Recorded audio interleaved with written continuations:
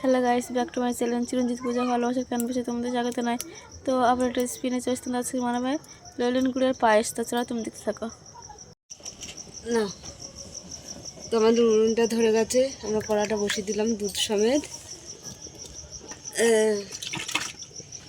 এখানে আমরা চাল নিয়ে নিয়েছি, গোবিন্দভোগ চাল। তো আমি চালটা ধুয়ে নিচ্ছি, তা দিয়ে দিচ্ছি। দুধ ফুটে গেছে, দুষ্টুমি করছে। গোলু বলছে কি পায়েস খাবো পায়েস খাবো, কোলে বসে আছে। আচ্ছা ঠিক আছে।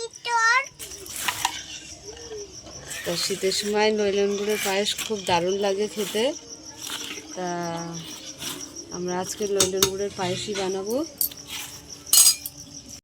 তো আমরা এবার নইলেন গুড়টা দিয়ে দেবো। নইলেন গুড়টা দিয়ে দিচ্ছি।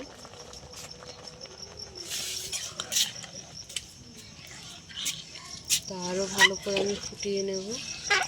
আমি একটু খাওয়া খেয়ে দিয়ে দিচ্ছি।